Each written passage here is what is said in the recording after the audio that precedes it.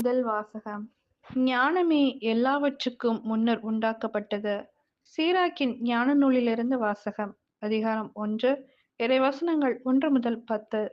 ஞானமெல்லாம் ஆண்டவரிடமிருந்தே வருகின்றது. அது என்றும் அவரோடு இருக்கின்றது. கடல் மணலையோ மழை துளியையோ முடிவில்லா காலத்தையோ யாரே கணக்கிடுவர்? வான்வெளியின் உயரத்தையோ நில உலகின் அகலத்தையோ ஆழ்கடலையோ ஞானத்தையோ யாரே தேடி கண்டுபிடிப்பர்? எல்லாவற்றுக்கும் முன்னர் ஞானமே உண்டாக்கப்பட்டது. கூர்மதி கொண்ட அறிவுத்திறன் என்றென்றும் உள்ளது. உயர்வானில் உள்ள கடவுளின் வாக்கே ஞானத்தின் ஊற்று. என்றுமுள்ள கட்டளைகளை அதை அடையும் வழிகள். ஞானத்தின் ஆணிவேர் யாருக்கு வெளிப்பட்டது? அதன் நுணுக்கங்களை அறிந்தவர் யார்? ஞானத்தின் அறிவாற்றல் யாருக்கு தெளிவாக்கப்பட்டது? அதன் பரந்த பட்டறிவை புரிந்து கொண்டவர் யார்? ஆண்டவர் ஒருவரே ஞானியாவார். தம் அரியணையில் வீற்றிருக்கும் அவர் பெரிதும் அச்சத்திற்குரியவர். அவரே ஞானத்தை படைத்தவர், அதனை கண்டு கணக்கிட்டவர், தம் வேலைப்பாடுகளை எல்லாம் அதனால் நிரப்பியவர். தம் ஈகைக்கு ஏற்ப எல்லா உயிர்களுக்கும் அவரே அதை கொடுத்துள்ளார். தம் மீது அன்பு கூறுவோருக்கு அதை வாரி வழங்கியுள்ளார். இது ஆண்டவரின் அருள்வாக்கு. இறைவா உமக்கு நன்றி. நற்செய்தி வாசகம்.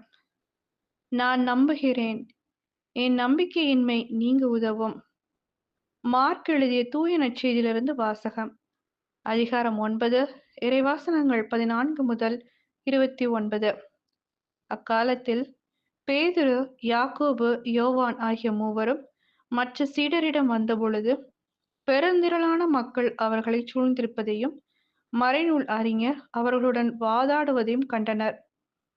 மக்கள் அனைவரும் இயேசுவை கண்டவுடனே மிக வியப்புற்று அவரிடம் ஓடிப்போய் அவரை வாழ்த்தினர். அவர் அவர்களை நோக்கி, நீங்கள் இவர்களோடு எதை பற்றி வாதாடுகிறார்கள் என்று கேட்டார். அப்போது கூட்டத்திலிருந்து ஒருவர் அவரை பார்த்து, போதகரே, தீயாவி பிடித்து பேச்சிழந்த என் மகனை உம்மிடம் கொண்டு வந்தேன். அது அவனை பிடித்து தம் இடத்திலேயே அவனை கீழே தள்ளுகிறது. அவன் வாயில் நுரை தள்ளி பற்களை நெரிக்கிறான். உடம்பும் வியர்த்துப் போகிறது. அதை ஓட்டிவிடும்படி நான் உம் சீடரிடம் கேட்டேன், அவர்களால் இயலவில்லை என்று கூறினார். அதற்கு அவர் அவர்களிடம், நம்பிக்கையற்ற தலைமுறையினரே, எவ்வளவு காலம் நான் உங்களோடு இருக்க இயலும்? எவ்வளவு காலம் நான் உங்களை பொறுத்து கொள்ள இயலும்? அவனை என்னிடம் கொண்டு வாருங்கள் என்று கூறினார். அவர்கள் அவனை அவரிடம் கொண்டு வந்தார்கள். அவரை கண்டவுடன் அந்த ஆவி அவனுக்கு வலிப்பு உண்டாக்க அவன் தரையில் விழுந்து புரண்டான். வாயில் நுரை தள்ளியது. அவர் அவனுடைய தந்தையை பார்த்து, இது இவனுக்கு எந்த இழவு வந்து எவ்வளவு காலமாயிற்று என்று கேட்டார். அதற்கு அவர், குழந்தை பருவத்திலிருந்து இது இருந்து வருகிறது. இவனை ஒழித்துவிட தீயிலும் தண்ணீரிலும் பலமுறை அந்த ஆவி இவனை தள்ளியதுண்டு. உம்மால் ஏதாவது செய்ய இயலுமானால் எங்கள் மீது பரிவு கொண்டு எங்களுக்கு உதவி செய்யும் என்றார். இயேசு அவரை நோக்கி, இயலுமானாலா? நம்புகிறவருக்கு எல்லாம் நிகழும் என்றார். உடனே அச்சிறுவனின் தந்தை, நான் நம்புகிறேன், என் நம்பிக்கையின்மை நீங்க உதவும் என்று கதறினார். அப்போது மக்கள் கூட்டம் தம்மிடம் ஓடி வருவதை இயேசு கண்டு அந்த தீய ஆவியை அதட்டி, ஊமை செவிட்ட ஆவியே, உனக்கு கட்டளையிடுகிறேன், இவனை விட்டு போ, இனி இவனுள் நுழையாதே என்றார். அது அலறி அவனுக்கு மிகுந்த வலிப்பு உண்டாக்கி வெளியேறியது. அச்சிறுவன் செத்தவன் போல் ஆனான்.